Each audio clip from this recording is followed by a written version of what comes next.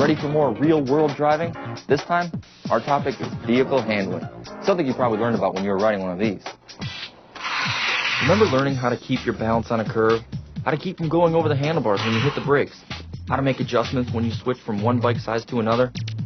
Well, now you've got to learn how to do those same things sitting behind the wheel. Because in the real world, balance, braking, and adjusting to the vehicle you're driving are essential skills for staying in control on the road. First, balance. And this might surprise you. When it's parked, your vehicle is balanced evenly on 4 spots where your tires touch the road. These are called contact patches, and each one is about the size of your hand. Not a lot of surface area for a ton or more of plastic, glass, and steel. That's why you need to keep your tires in good condition and inflated at the recommended pressure to drive safely. Watch what happens though, once you start driving. As you accelerate, the weight of your vehicle, the load, shifts to the rear and it tips out of balance. The contact patches in the back get slightly bigger, but you lose some contact up front. When you brake or slow down, the balance tips the other way as the load shifts to the front. This time, it's the front contact patches that get bigger while you lose some contact in the back. Turns also upset your vehicle's balance, shifting the load to the outside of the turn. Turn right, and you lose some contact on the right. Turn left, and you lose some contact on the left.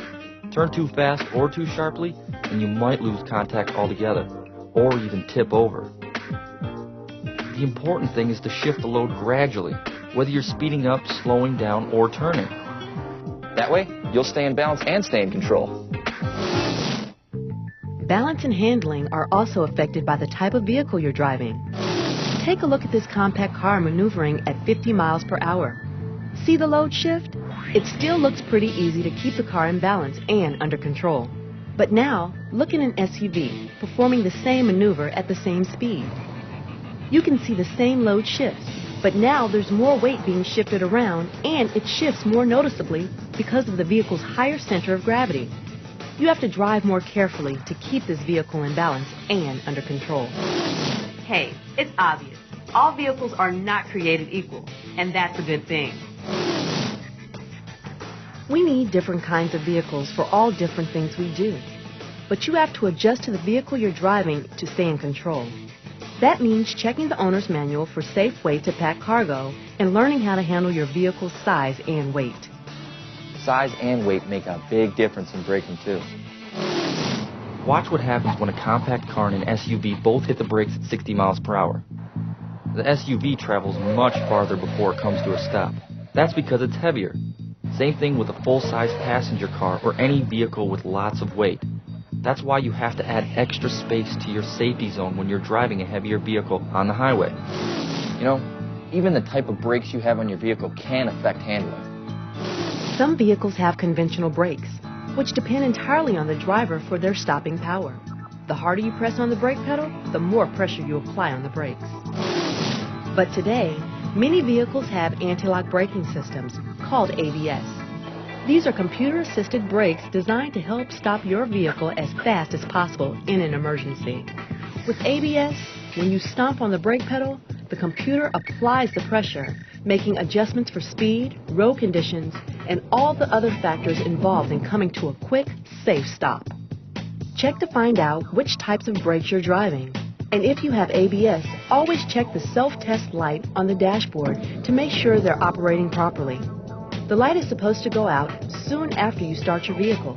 If it doesn't, that means the computer is down and you'll be driving with conventional brakes until you get it fixed. Knowing which type of brakes you have is important because the two systems handle differently when you have to stop quickly. Take a look. ABS brakes are designed to help you handle emergencies.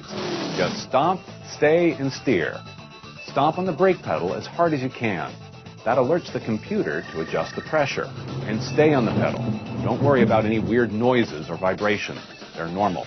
And remember, four-wheel ABS lets you steer while you're braking. So stomp, stay, and if you need to, steer away from trouble. With conventional brakes, you're the one applying the pressure. And in an emergency, that can take real driving skill. You need to apply as much pressure as you can, but not enough to lock the wheels. Again, brace and brake hard. But be ready to ease up just a bit if you hear the tires squeal, and just a bit more if you need to steer. Remember, as you brake, you're shifting the load to the front of your vehicle and gaining traction as those contact patches get bigger. That means you can brake harder as you slow down. Emergency braking is an essential skill, but please don't wait for a real emergency to try out these braking techniques. Get training if you can, then practice making emergency stops in a safe place. Hey, is it just me, or does it seem like the right time for a break? But before we go, though, let's review the vehicle handling skills we've talked about. First, we saw how load shifts affect the balance of a moving vehicle, and why you need to shift the load gradually when you speed up, slow down, or take a turn. Then we looked at some of the ways the type of vehicles you drive can affect handling, and saw why it's important to adjust your speed, steering, and braking distance to the vehicle's size and weight.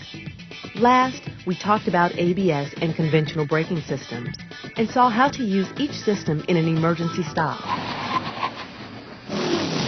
All these skills help you stay in control when you're driving, and according to experts, that could save your life and the life of anyone riding with you. More than 40% of teen driving fatalities are caused by loss of control.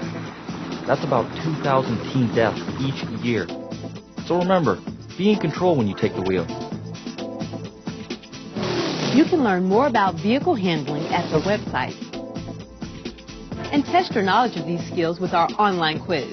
But to develop real-world skills, you need real-world experience. Try to get training and plan to practice safe vehicle handling the next time you're on the road. We know you can handle it.